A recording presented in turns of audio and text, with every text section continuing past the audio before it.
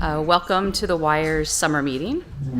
Thanks to Larry and the WIRE's team for putting us in such a lovely location for our meeting.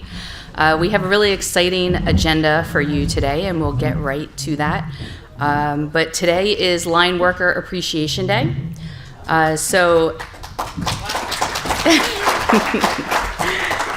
Thank you. Yes, to all the line workers. Every day our line workers and field crews work tirelessly to keep the lights on. They work day and night in all types of weather conditions, and they eagerly and selflessly assist when hurricanes, tornadoes, and other disasters cause severe damage. Of course, they do this all with safety front of mind, looking out for each other and being each other's brothers and sisters' keepers. So today on National Lineworker Appreciation Day, we proudly celebrate them and thank them for their dedication. So happy Lineworker Appreciation Day to anyone here who has been a line worker in the past, and certainly to all of our staffs and crews who do all the hard work on a daily basis. So now I'm going to turn it over to Larry Gasteiger to introduce our keynote speaker.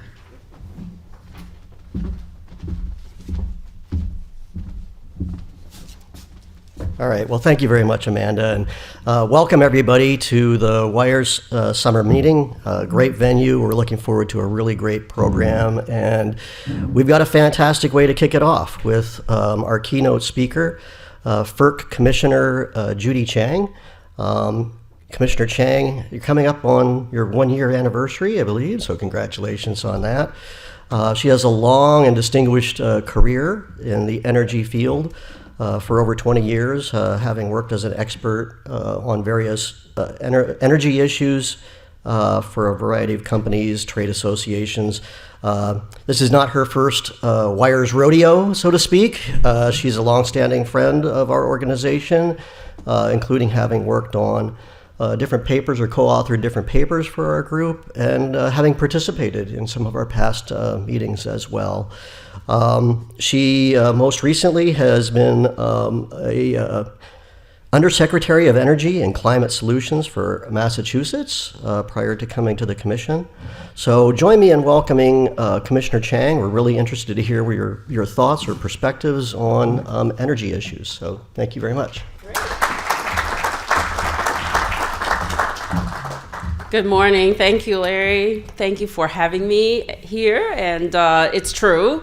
I've been a friend of WIRE's for a very, very long time. And as I look out in this room, I used to come to WIRE's and know everybody in the room. But for those that are new or relatively new to me, welcome and nice to see all of you and nice to meet you. Hopefully we have more chances to talk. So I'm going to just start by saying a few words and then we can open up for any questions that you might have. With me is Stephen Wellner. He's my senior legal advisor in my office, and without him and several other advisors, I really cannot do my job. And this is really an honor to be working with so many great people, including Stephen. But also, if you have detailed questions, Stephen is your guy. I'm speaking for myself, not for the Commission, not for any other commissioners, and I cannot discuss any contested issues as before FERC, and there are many. There are many topics before the Commission right now. I want to start by just saying, yes, it's a year this week that I've been on FERC, and it just went like a flash. It's been really wonderful to work at the Commission. It's a very friendly, family-like place to work, and it's been really wonderful. The staff is very welcoming and very open to discussing all the topics that you're aware of and that's going through the Commission. And working with the other commissioners, I've also had the great honor to work with wonderful commissioners. We have a really wonderful working relationship for the last year that I've been there. Of course, 3 commissioners came on at around the same time, around this time last year. And at the time, Chairman Phillips was wonderful in welcoming us. And then earlier this year, went to Chair Christie, who's been a wonderful leader as well. And all of the commissioners have been working very well together. We come from different backgrounds, different emphasis in what we care a lot about, and things that we hold strong opinions about, but we've been able to walk through all of those things and talk through those things. When dockets before us are contentious, we take the time, we listen to each other, and it's been really just a great experience working with them. And I really had no doubt that was possible, and so experiencing it firsthand is really an honor. So I have great hope in the future, no matter who gets appointed next, and working through the confirmation process and then joining FERC as commissioners. I'm very optimistic that we can maintain the good, cordial working relationship regardless of our viewpoints on the importance of different topics. So I'm forever optimistic about making a good working relationship at FERC, or make the FERC work environment a very positive one. It's not only important for us and you all, the stakeholders, but also very important for staff to be able to lean on the commissioners to be able to work out and find solutions to problems. And I voted out hundreds and hundreds of orders and only had separate statements for, a handful of them and one dissent. So that just speaks to we've really worked through pretty hard on, where we see the differences and how we can find solutions. So if you have any questions on that, we can talk about that. And I just want to talk a little bit more about FERC, if you don't mind. FERC did go through we did lose some staff during the transition of the administration beginning of the year. We did not have any forced leaves or anything like that, but some have selected to leave on early retirement.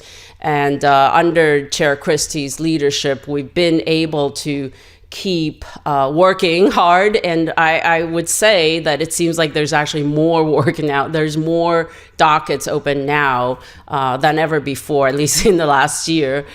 So staff is stressed and staff is stretched, and but at the same time, people are working very hard. So as participants in these dockets, and some of you might have even worked at FERC, you can appreciate that, there's a lot of pressure on staff at the moment. So I just ask you to have some patience if you come in and talk to staff or try to schedule meetings, or we're hoping that we can work faster, et cetera. They're just understand that, we cover a lot of ground across the country, and people are working really hard.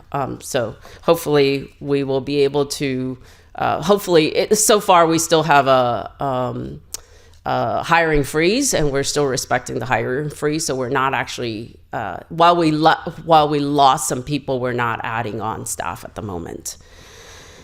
Okay, there are a couple of topics that I'm sure is dear and close to your heart as it is to mine: resource adequacy and interconnection. I just can't emphasize enough how important that is to the reliability and adequacy of our power system. You're at the front end of all of this, but I want you to know that we care a lot about this. All of the commissioners do, all staff working on this do. We see dramatic increases in load. You see that every day on the press. But there are issues that we must resolve to advance the infrastructure necessary so that we can have reliable and resource adequate systems. I do see that there is some misalignment in the interconnection process and the transmission planning process and the competitive market. So without getting into the details of dockets that I cannot discuss here, I do see this moment where there are challenges to the way we traditionally think about open access and competitive access to transmission, and that has created some log jams at the interconnection level.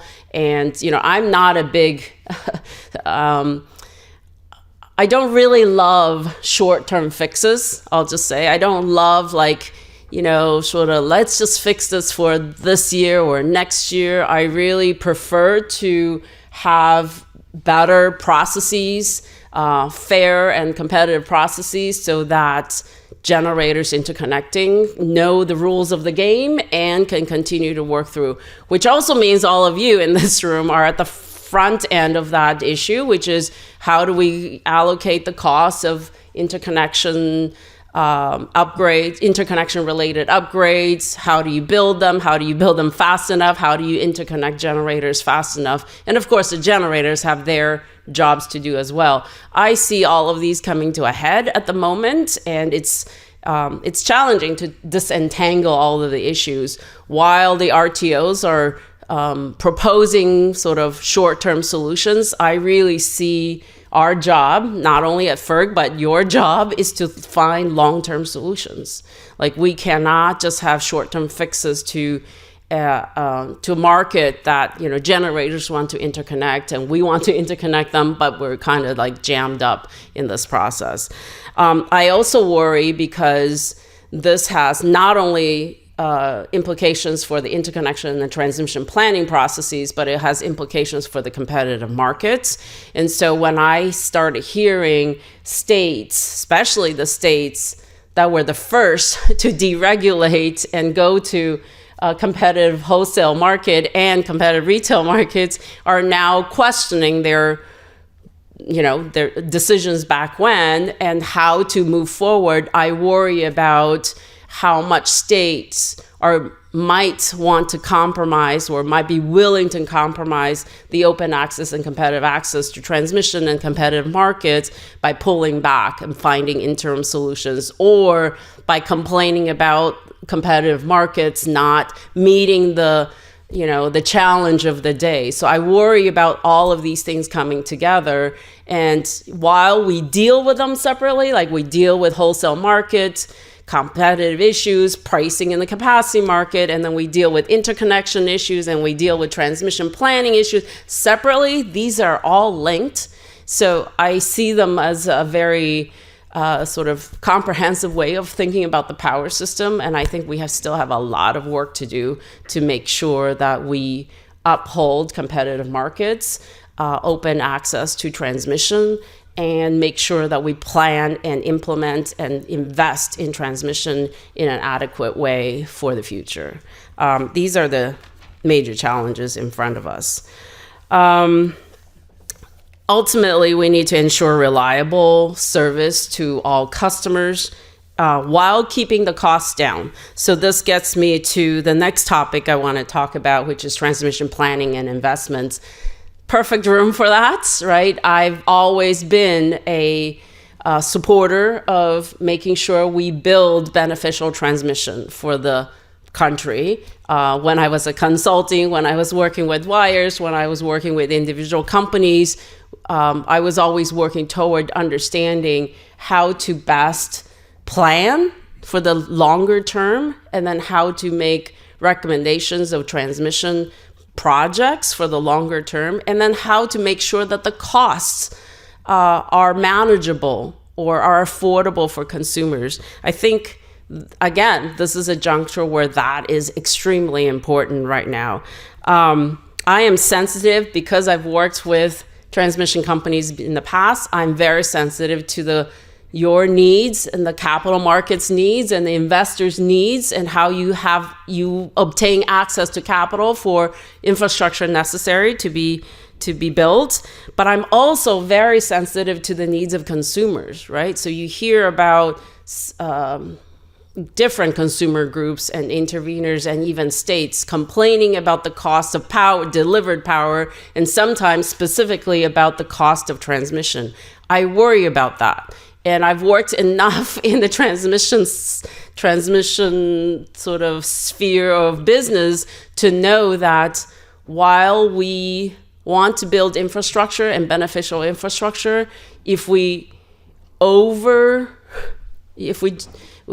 overboard, right, consumers start complaining, this whole thing is going to backfire. So I'm concerned about that, and I hope you are keeping that in your line of sight as well. We have to be responsible in making sure that we're building the most beneficial projects, and we are very, very clear about the value we bring to consumers.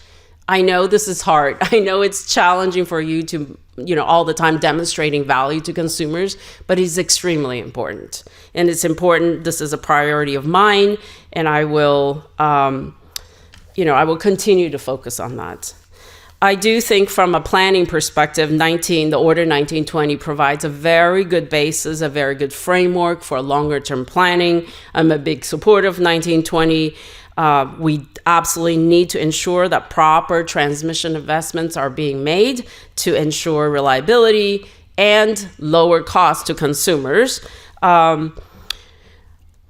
So that's priority number one. But simultaneously, I also believe that regulators and your stakeholders, including consumer groups, absolutely need to know how the transmission projects are planned and why they are being built and why they have to, and what kind of value they are seeing, and therefore why they're paying the cost. I think, this is being questioned, right? I mean, I'm sure you see it in the press. I think some of this are being questioned, and I worry about that. And the third, related to the second, which is consumers absolutely need to be clear that the money is well spent. And this, this comes in different flavors in different parts of the country, different regions of the country.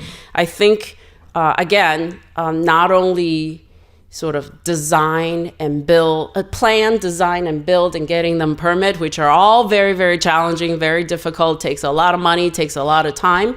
But I also see that the other side of the equation is demonstrating value to consumers, making it very transparent to consumers why these projects are needed, how you've developed these, how they came about, and why they're gaining the value is extremely important in part of this work. So those in the room that are in communications, I'm just giving a shout out that communicating how this value is being delivered to consumers is extremely important for transmission. And these are my priorities when I think about transmission. It's not just getting the projects built, but also that consumers understand the value they're receiving from the projects.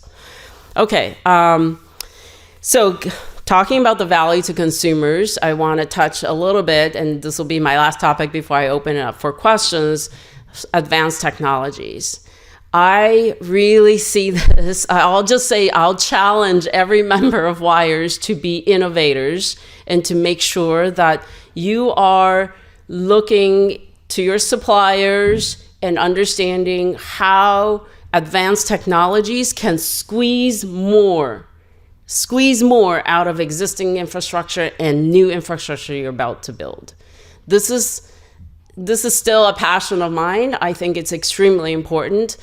I don't necessarily, and I've said this early on, and some folks kind of complained to me about this actually, but I'm not a big fan of the, regulator mandating you do certain things, right? Because I don't believe that government is in the best position to know exactly what to mandate, how much money you should spend on what technology. And if we are, we're going to be wrong next year because we don't really know precisely what's around the corner, what's the best technology.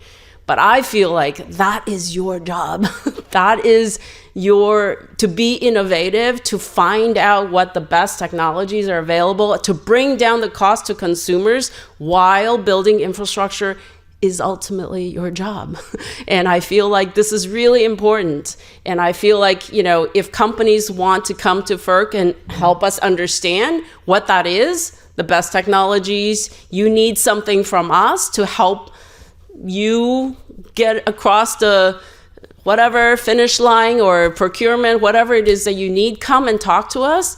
But I really see this as not only the future, but the present, right? I think US needs to lead in technological innovation, and you're part of that equation. All the transmission companies are part of that equation. You should really think about what innovative technologies are there or are about to be there, and perhaps encourage your suppliers to be better at it, to ultimately, again, bring more value to the customers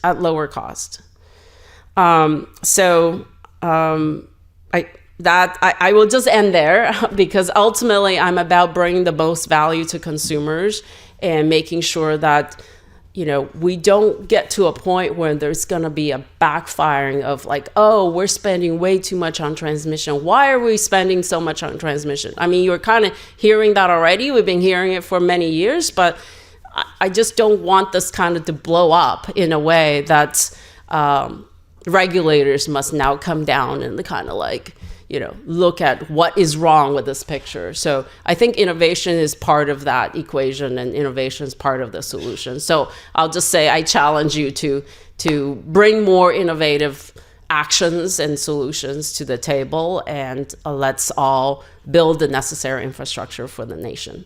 Thank you.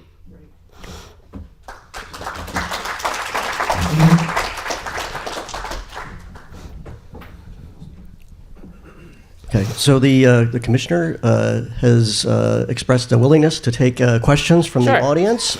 So if you've got any questions you would like to tee up for her, we can go ahead and do that. But before, I'm going to go ahead and start, and then we'll turn it over to others who would like to ask questions. And I want to start with a kind of a broad, more general type question for you, which is, so you pretty much, you have a year under your belt now. Looking back, what would you identify as the most consequential item at the commission that you worked on over the past year? And then looking ahead to the next coming year, what do you see as the biggest challenge that the commission is going to have to grapple with over the course of that year? So 1 year back and 1 year forward. I'm always looking forward, so I'll answer the latter part of the question first. I think one of the most, there are many, but one of the most consequential decisions we will be making, and I would say decisions because it's not just one but multiple. I think of them as sort of a bundle or a portfolio of decisions that we must make, is about what I just talked about, which is like, how do you get suppliers onto the system to meet the challenge of the day, which is growing load. And, you know, people keep telling me how fast load is growing, and, you know, we at the commission are very keen on making sure that we set the rules of the game and rules of the streets ready to meet the challenge of the day.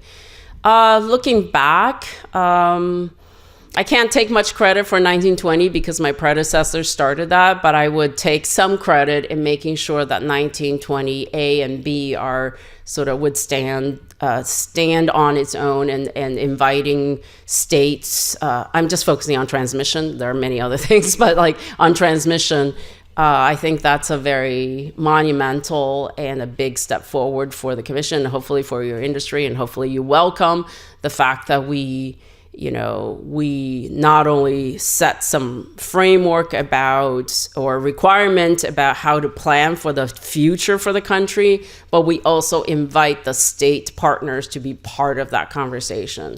Because I truly believe that without the state partners at the front end, we might lose some projects at the back end through citing authorities. So just a quick answer to your questions.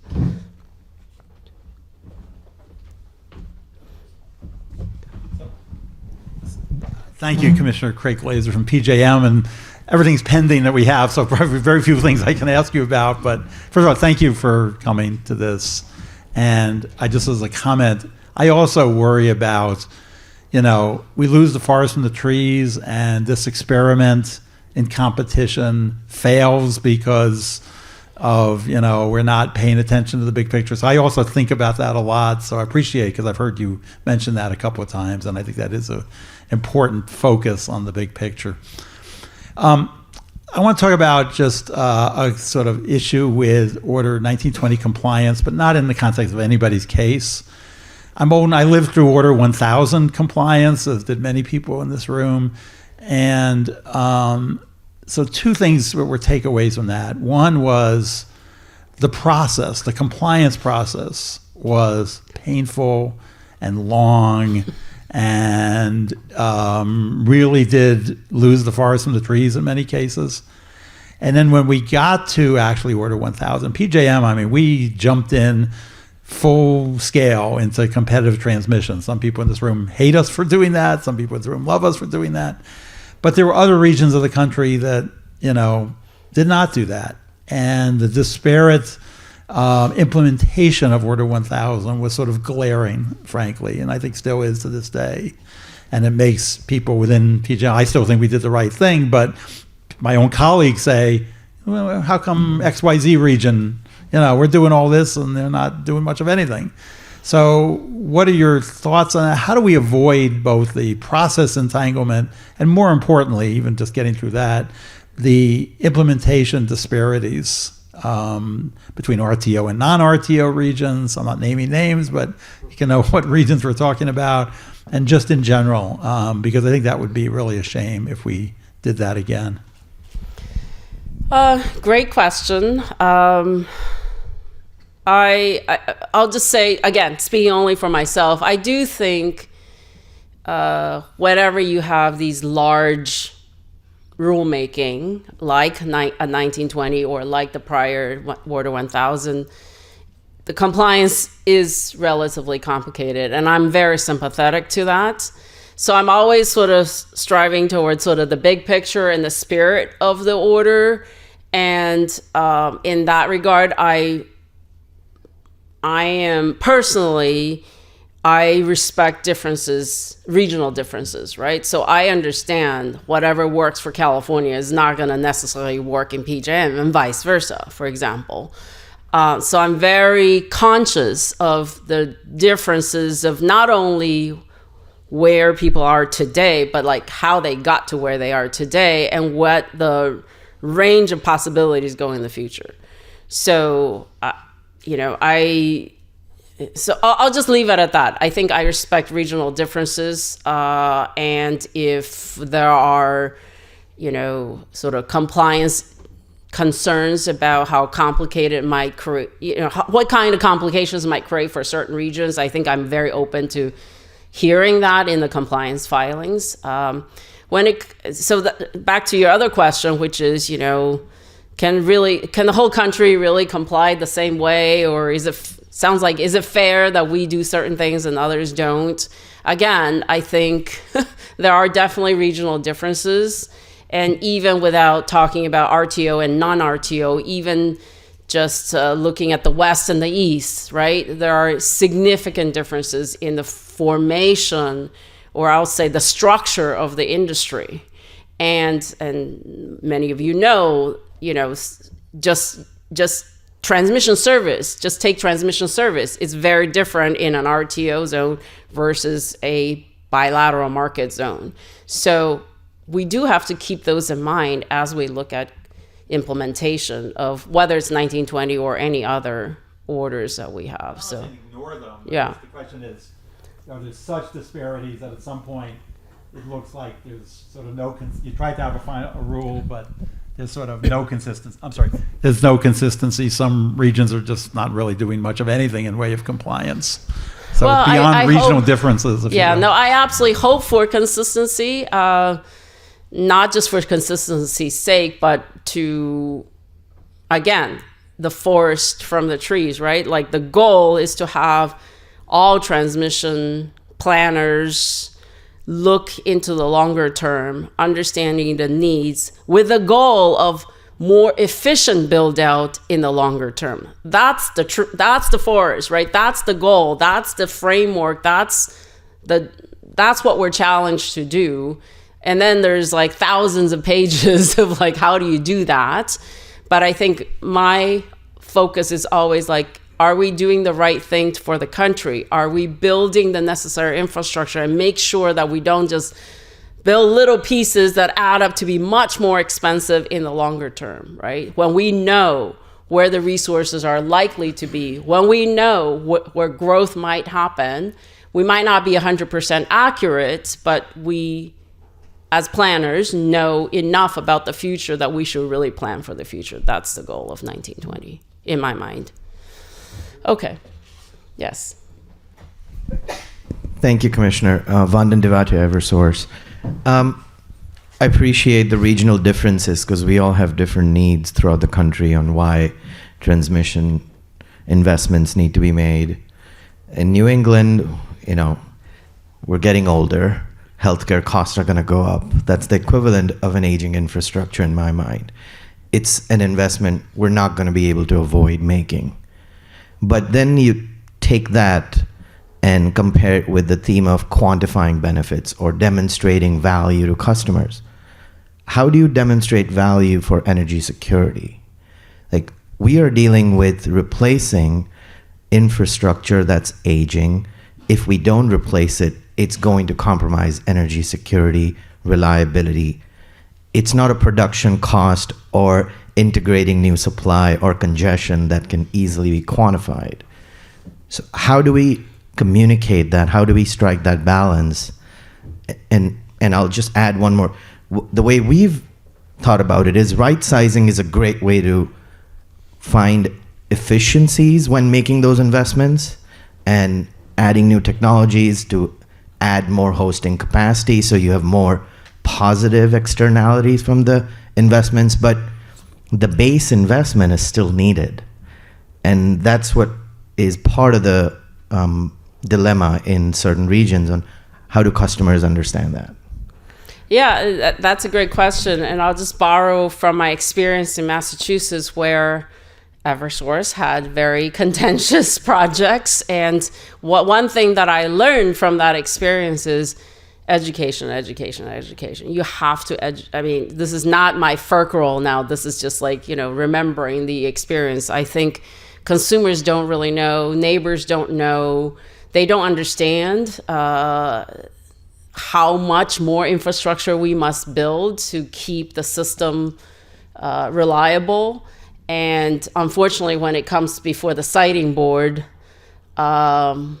state siting boards and all the equivalent of the CPCNs are gonna have to listen to not only consumers, but neighbors and impacted people and environmental representatives. So I hear you.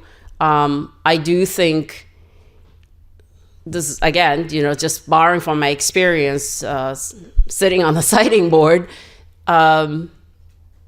it's too late when it's at the siting board. It's too late if it's being litigated before FERC, for example, right? This is like work that I've learned that has to be communicated way in advance, perhaps even before the projects are sort of, you already know what you need to build and which neighbors you're going to affect even before then. I think we collectively have a lot of work to help people understand how much infrastructure needs to be built. If, especially in New England, when many of the states want to decarbonize, that actually means more infrastructure, at least on the power side. And that's challenging. That's very challenging in a lot of neighborhoods. So I hear you. I just think that the value proposition, I know RTOs do this every, quarter, every year. Here's the value of the RTO, and here's, I almost feel like all infrastructure development companies, including transmission companies, must educate customers and consumers and stakeholders about here's the value we're bringing, and this is a investment for the longer term for the economy.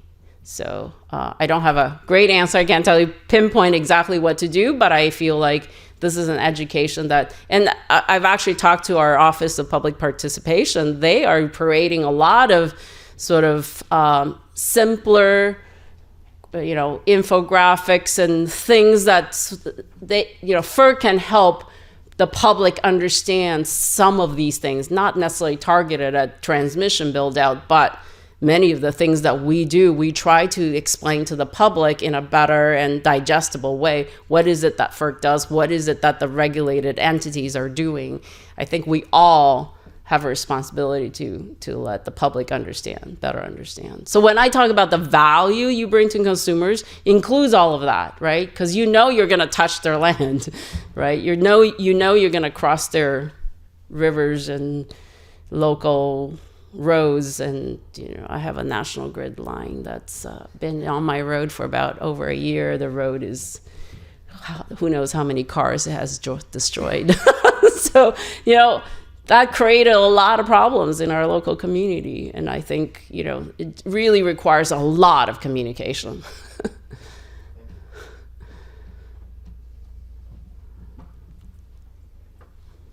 Yes. Could you expand on that topic? Just as, like,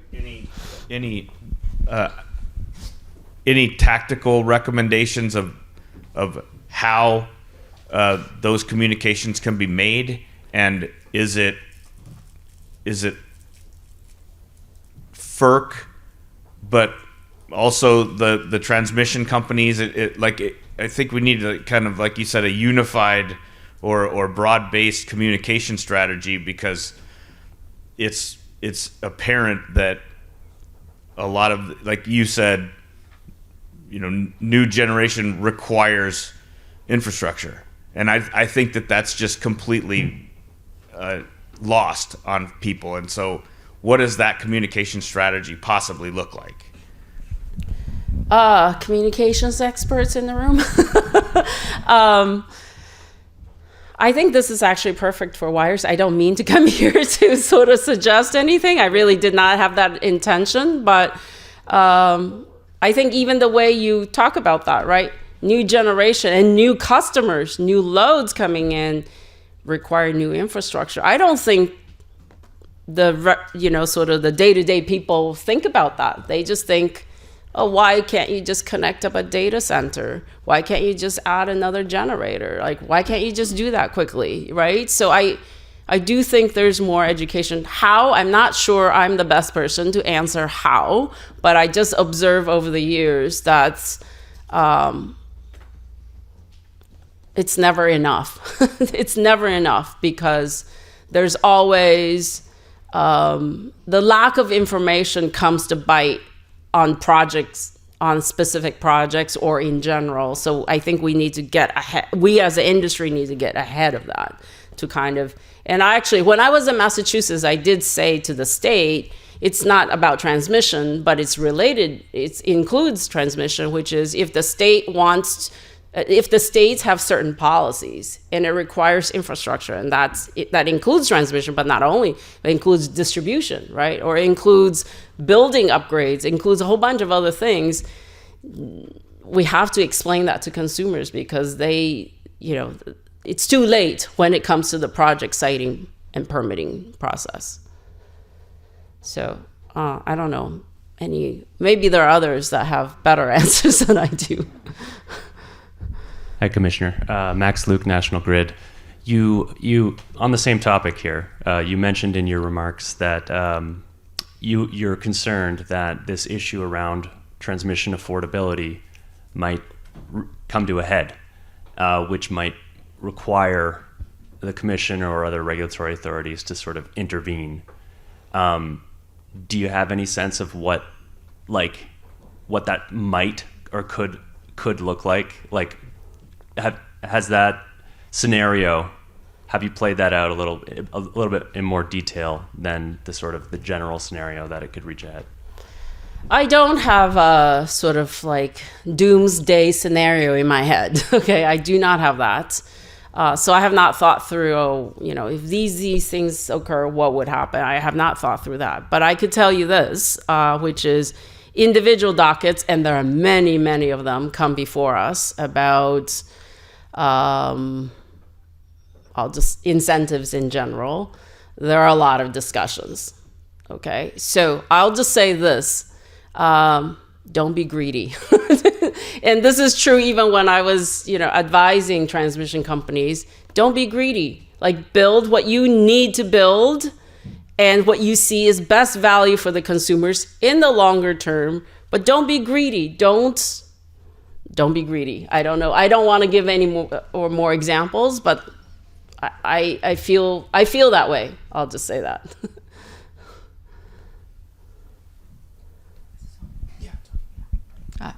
Good morning, Commissioner. Jamie Simler with Ameren. In your opening, you talked about not being a fan of short-term fixes, and I was wondering if you could expand on that a little bit, because it feels for I think many of us right now that there is the need for some immediate fixes, and we get the idea of consistent policy and open access and all of that. But it feels like if we don't move to address certain things now, resource adequacy among it, getting transmission built, that there's the potential for greater loss for customers and greater value down the road, short-term dislocations. So I was wondering if you could expand a little bit, like how do you cabin off or think about short-term fixes in connection with kind of the bigger policy? Thank you. Yes, the simple answer is, even if we must do short-term fixes, we better be focused on the root cause analysis and fix the longer-term issue simultaneously, in parallel. Not like, okay, short-term fix, we're going to be good for today and next year and maybe the year after. So let's just be just as slow as the traditional process. I just hope everyone takes that to heart, which is we have to fix the bigger problem. We can't just have fix after fix of short-term fixes. I'll just, generically speaking, that's how I think about this. We absolutely should focus on what the main problems are. How do we find a better solution? And this is not saying like I have the best solution in mind and why don't we just implement that? This is like we all collectively need to figure out what the root cause is. Why are some things broken, and we need to fix those things in parallel. If we have to do short-term fixes, in parallel, we better be working hard on the bigger, longer-term solution. Just like transmission planning, right? You plan for the short term, but we better be focused on the longer term and planning for the longer term transmission needs.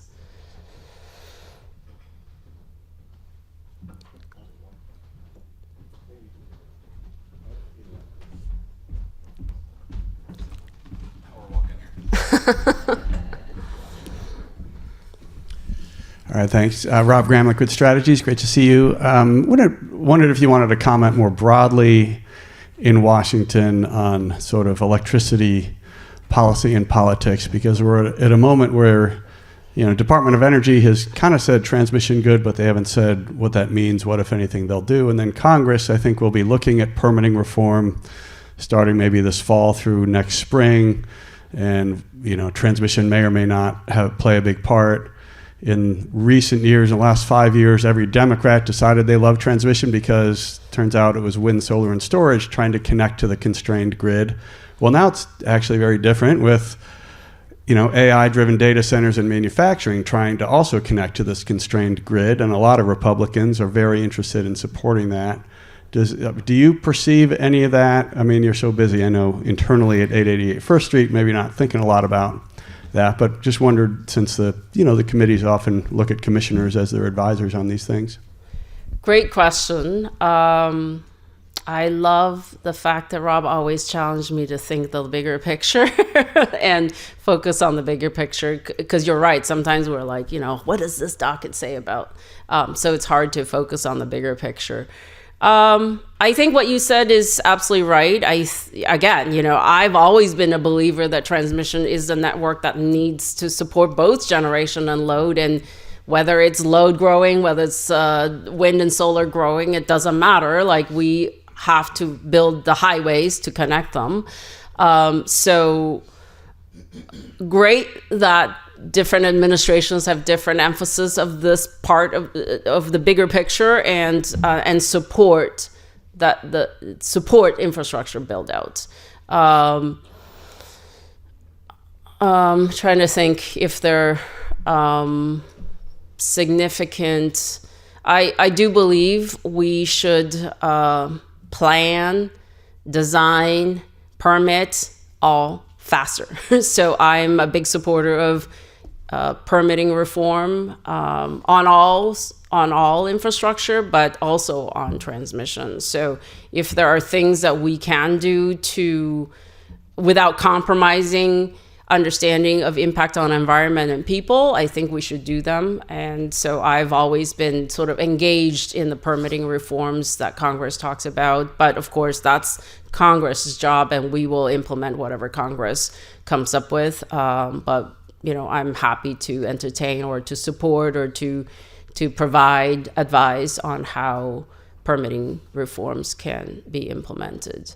Yeah, I think if you have follow-up questions, we can talk. Yeah, so I wanted to follow up a little bit on Rob's take on the more recent changes that have been occurring with the new administration and the transition. There have been a lot of executive orders that have been pumped out by the administration. I know FERC is working on digesting those and trying to figure out the path forward on them. One of them in particular requires, or appears to require, a lot more extensive collaboration or coordination between agencies and the administration or the White House or OMB. I know former FERC Chairman Chatterjee has talked about that and raised a question about whether it might just basically turn FERC commissioners into staff at the commission. I'm curious as to what your thoughts are on how that might affect the independence of the agency, or how you think the commission's going to work through that coordination effort with the White House. Right. I'm not sure which precise one you're referring to, but we talk about it. I think Chairman Christie articulated the best when he says, look, the president appoints the chair. So the fact that the chair talks to DOE or other administration representatives is not completely unusual. But we continue to do exactly what we've always done and what I understand FERC has always done, which is we make sure that we make the judgment on each docket on its own based on the evidence before us in the most legally durable way, right? And we look at legal precedents, we look at how we made decisions on certain things in other dockets. So we are still doing that. And I don't see a change to that. And I feel confident the current set of commissioners are committed to making sure that we do our jobs the way the Congress intended us to do our jobs. Until that changes, that's how we're operating, and we've been operating since, even during this administration. Come on, guys, I know it's a dreary question. A couple more minutes at least. Yeah, feel free. We can also have a dialogue. It doesn't have to be. You don't have to have a question. You can just make a statement. Hi, Commissioner. This is Richard Buchenya with Acton Services.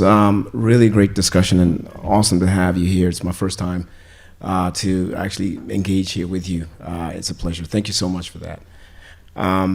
I guess the question I've got is, and it's kind of related to some of what's been discussed here already, is really around sort of de-risking investment while sort of performing or reforming, I should say, permitting timelines. I mean, could you talk a little bit about that? How you have that mix going? Anything related to sort of this, de-risking investment while reforming permitting? Just wanted to hear your take on that. Can you elaborate your question a little bit more? Like, what angle of this de-risking are you? So I'm just thinking, de-risking for whom? It's really that's a good question. I'll leave it open for you to sort of play within the space of what you think that is. I mean, I'm just curious because there's multiple angles on it, but there's not one particular one that I'm looking for. I'm just looking at it very broadly, extremely broadly around that. Just the whole permitting thing, timelines, reforming around that, while at the same time just really, the sort of whole investment and sort of, de-risking that. Just I want to get your 2 cents on it. Okay. I'll just focus on de-risking for the transmission owners because I assume that's the most relevant question here. Although the reason I asked de-risking for whom, there's de-risking for the generators, there's de-risking for the consumers. Whoever doesn't assume a risk, somebody else is assuming that risk. Let's just make that very plain and clear. Whatever TOs are not assuming a risk on, consumers, at least consumers, maybe sometimes generators are assuming the risk. So this is de-risking. One is perhaps piling, or at minimum, perhaps piling risk on somebody else. And I think about that when I make decisions on that's before us, right? So I do, and this is important because transmission development, you're essentially borrowing money from consumers to build, right? Or, okay, investors and consumers to build. And hopefully you bring value to the consumers, and hopefully they understand the value to them. And in that sense, the investors and the consumers share in the risk of that development. That's sort of the paradigm around transmission investment. And I think when we look at decisions before us, we think about that. We think about who is bearing the risk, about, when dockets show up, it's specific projects, but in general, who is assuming that risk and whether that risk is properly placed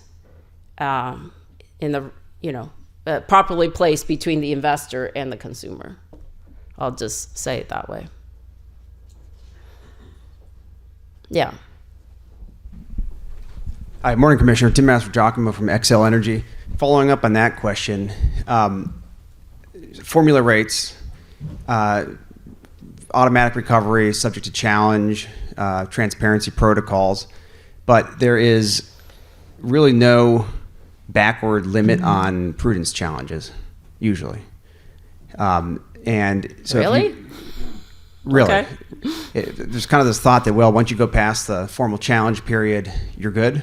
But we've seen examples like the Entergy complaint, which I think is now a final case. Utility invests in a new technology and then gets a prudence challenge a decade later. It says, well, you invested, you built it, didn't pan out the way whatever happened. In hindsight, it was not the right choice. And then it becomes a question of, well, what was the information at the time? Did we make the right decision? Did we not? But the risk is unbounded. So if you're a utility, there is kind of an incentive to shy away from taking those gambles because it could end up bankrupting the company, a decade or more down the road. So just any thoughts on kind of formula rate protocols? We know they're automatic. There are safeguards in place, but kind of helping utilities be able to take a risk on a new technology from that perspective. Yeah, I guess I don't share that. First of all, I'm not familiar with that particular case, so I'm looking at Steven and says, am I supposed to know about that case? Anyway, I'm not familiar with that case. And so I have a different view about the risk of prudency challenge. I would say, generally speaking, in the U.S., I would say the FERC is probably more lenient than other countries when it comes to prudency challenge. So that's overall observation, right? I would say that, I've been there for a year. I've observed and I've watched how we make decisions and how I make decisions. We are all about, has the applicant made a case? Has the applicant made a case? That's just like a repeated mantra. Has the applicant or intervener, whoever is asking for something, made a case? So I think I don't share the concern that you're voicing, because I feel like if you're really wondering about, I'm just making this up, but like if you're wondering about, I want to use X new technology because this potentially could bring so much value, but it's whatever the cost is, and you come to us, if you've made a case, we make certain decisions. I don't see that as a big risk for you, 10 years down the road and somebody challenging that. That's just personal view with, I'll just say, limited knowledge, right? Limited knowledge about that particular case.